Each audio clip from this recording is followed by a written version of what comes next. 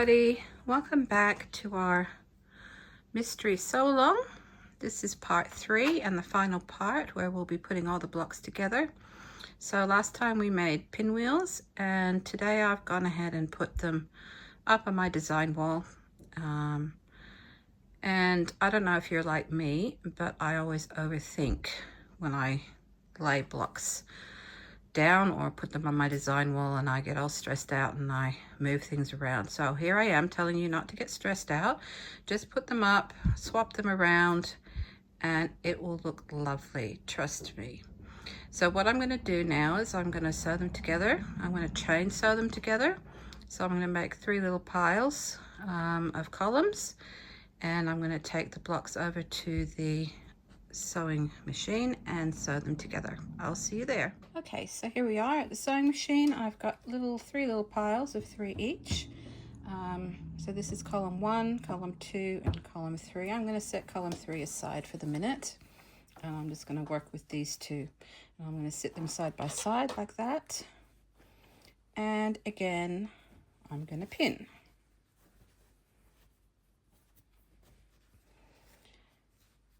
So you might not, you see that those don't nest properly together, so you can flip them around a little bit and see if they will nest together somewhere properly. If they don't,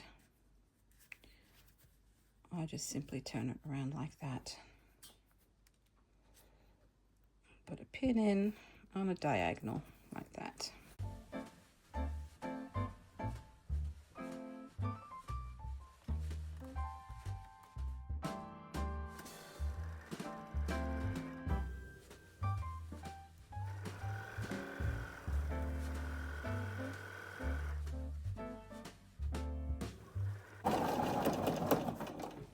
And then I'll go on to the next ones.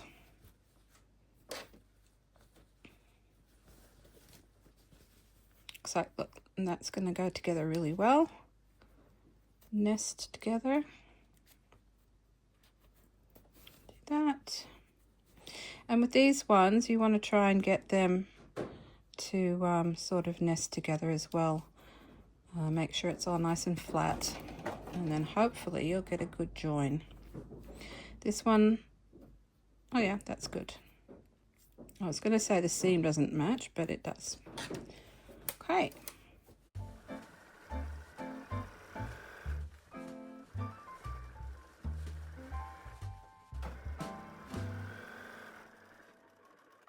Something just fell over outside. It's pretty windy today. It's really hot. It's 34 degrees, and it's not a good fire day, I can tell you that much. So we're hoping that we won't get any fires today in the neighborhood. It's a total fire ban. So hopefully people will adhere to that and not light any fires.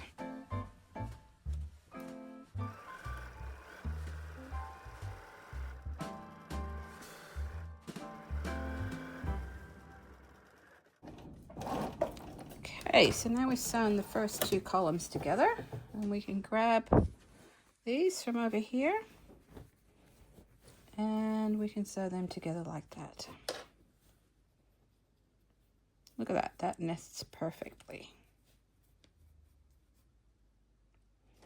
Now I'm thinking maybe we should have trimmed them, and you can go ahead and do that, but obviously I didn't. I think it will be fine.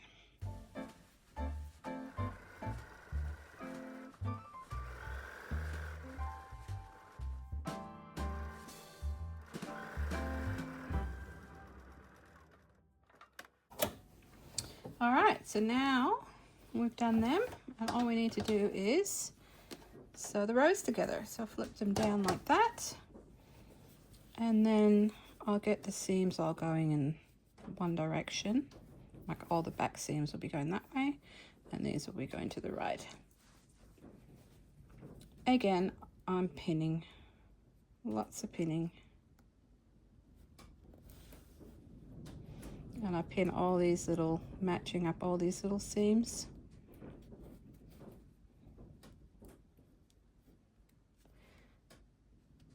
It's never going to be perfect, but I try to make it as perfect as I can.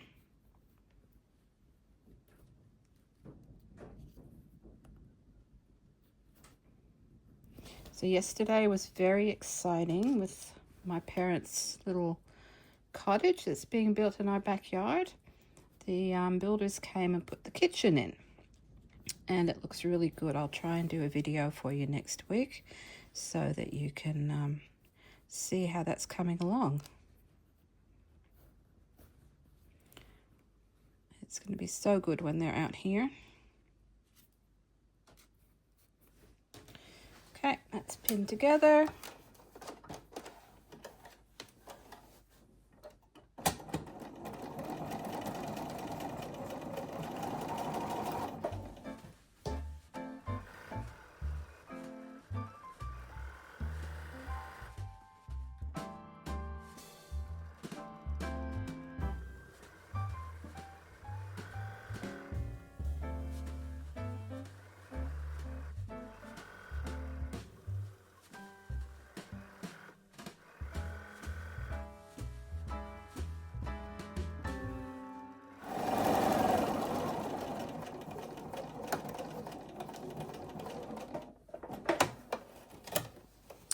Right.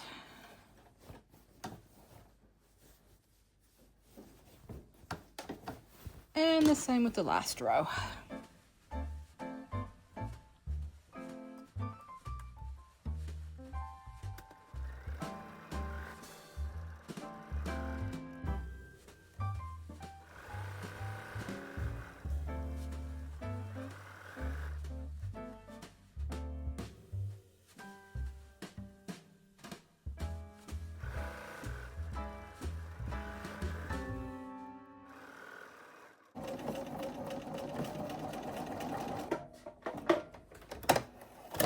Okay, now I'm going to take it over to the ironing board and give it a good press. All right, let's get this pressed.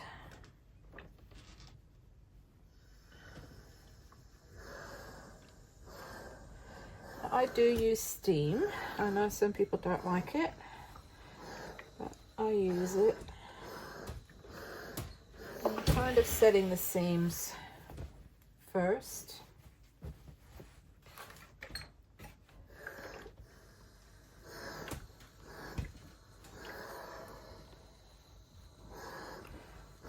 Because we chain sewed this together, we haven't sort of really pressed much at all, have we? Okay, and then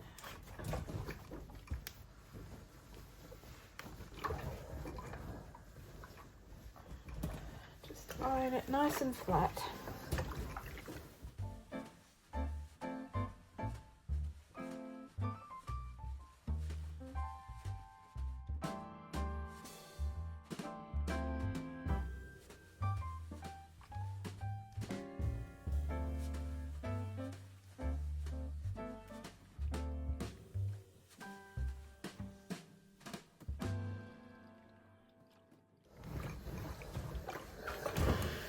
There we go.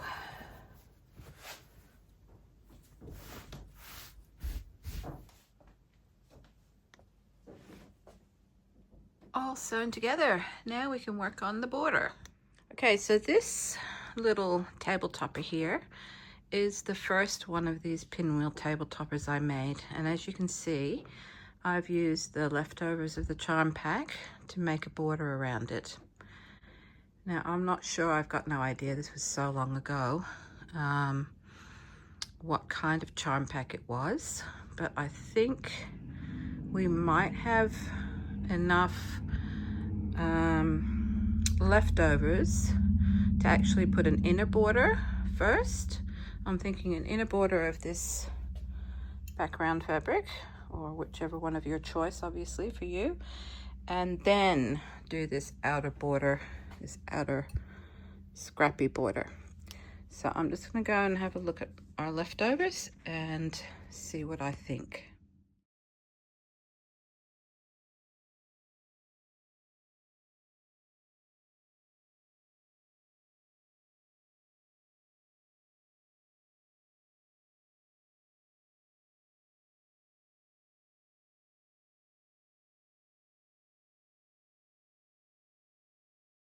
Okay, I think I've decided what I'm going to do.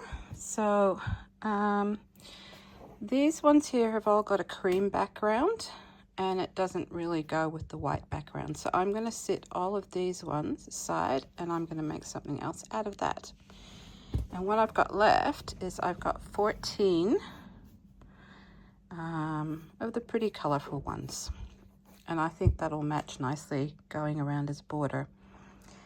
So I think we only need 12. And what we're going to do is we're going to cut them in half. So I'm going to take them over to the cutting board and we're going to go and do that. Okay, so I've got my 14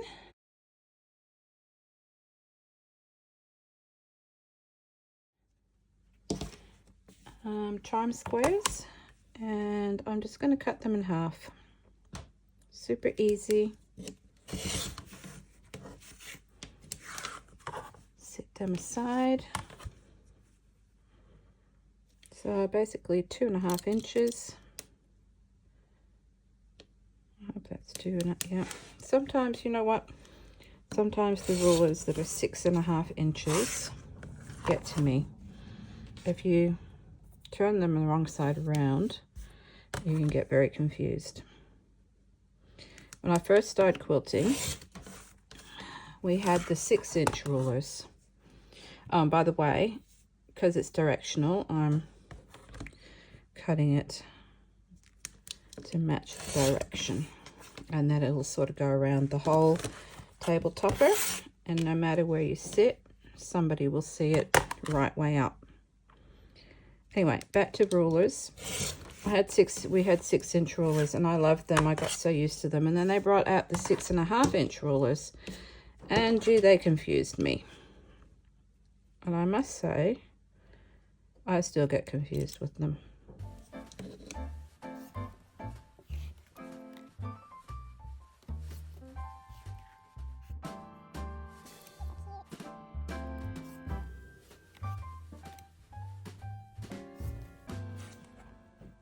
So the last squares in the pack that we're not using for this project, don't worry, they will get used for something. Probably not before this Christmas though. I'll have a look at, I'll think something up for next Christmas. How's that? All right, so they're all done. Now, as you can see by the quilt that I showed you before, we're going to be sewing these together in a strip. And I'll just grab the quilt top and we'll start putting some of these together. All right, I've separated them into 3 piles, and I've only got one of the reds. I've mostly got this color, so I'm going to try and sort of work it out to have it all spaced out evenly with colors, but I probably won't get it right, so we'll do the best we can. That's going to go there, that can go there, and do that cute one. 1, 2, 3, 4, 5. So we're going to need 5.5 for each of the first 2 sides. So I'm just gonna, what I'm gonna do is cut one of these. I might cut it afterwards. That'll be fine. All right, I'm gonna sew that together and then I will come back to you.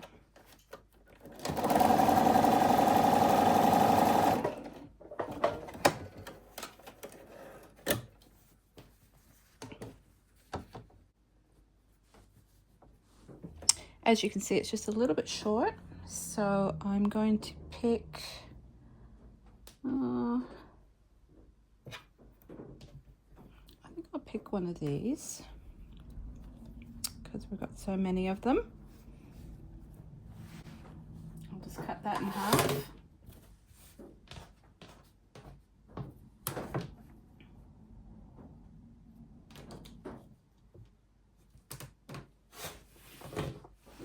to make a 2.5-inch square, and we'll face him that way.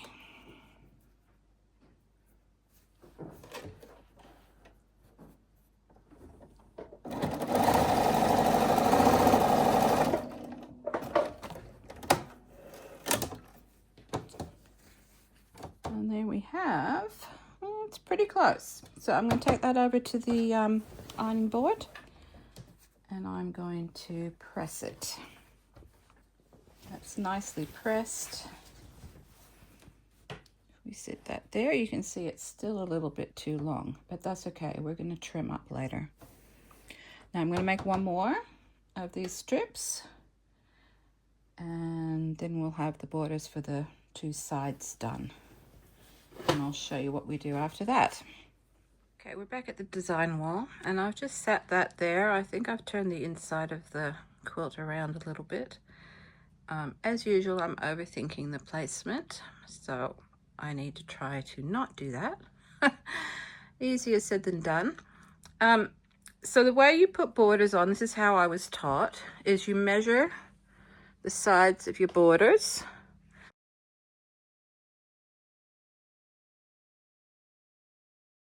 And then you measure, or you cut the borders to the size of your actual quilt top. So in all my patterns, I never say you need to cut the borders 2.5 by whatever inches. I always say just measure the sides, because it depending on whether you use a which machine you use and which foot you use, even the 1/4-inch feet are different. So we're going to do that. So go ahead and measure the sides of your quilt and measure the strips that you've just sewn together. And then you want to just trim the strips to be the same size as the sides of the quilt, if that makes sense. So everyone's is going to be different. I'm going to go ahead and do that, and I'm going to sew the side borders on, and I will come back to you when that's done.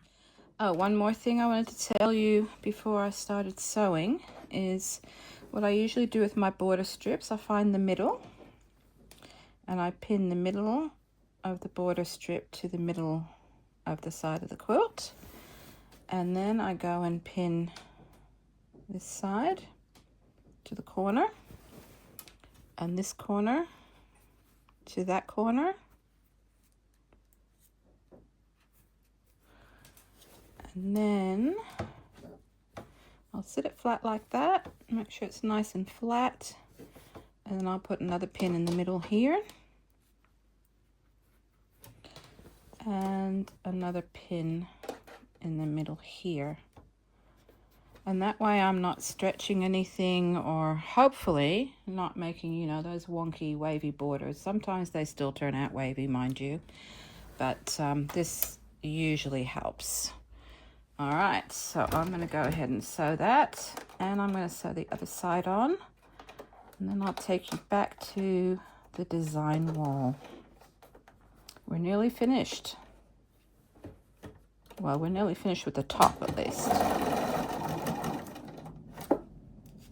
Okay, I've sewn the side borders on, and I've just put my 2.5 by 5-inch pieces on the top and the bottom to see how many I'm going to need, and looks like I'm going to need 6 of them.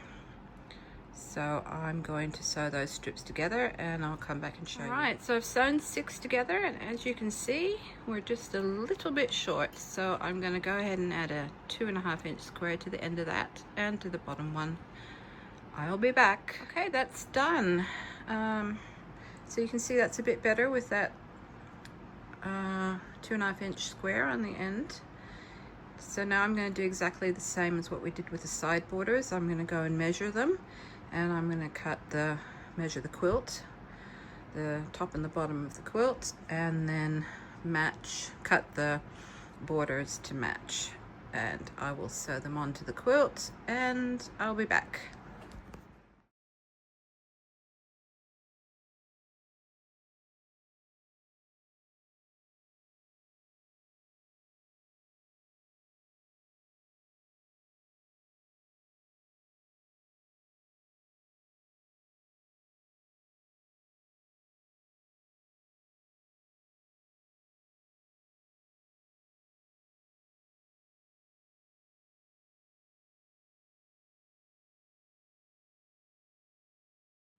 Okay, it's done.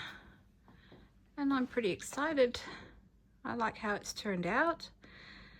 Now if you notice all the little rectangles around the main part of the pinwheel quilt, they don't need to match up with any of the pinwheel seams because it's Scrappy. So next, obviously it needs to be quilted and bound. I'm not going to do that on YouTube. I'm just going to try and do that this weekend if I get a chance. When it's a bit cooler, because today it's just so hot. I need to go inside and sit and put the aircon on, I think. So thank you very much for joining in and watching. Thank you all for your lovely comments. And yeah, I hope you enjoyed this. And like I said, it doesn't have to be in Christmas colors. My original one wasn't. And I've been using that for years now on my coffee table. So I will try and get this quilted and bound and do a video next week where I show you it all finished, and either on my coffee table or on my dining table. Thanks again for joining in. Merry Christmas.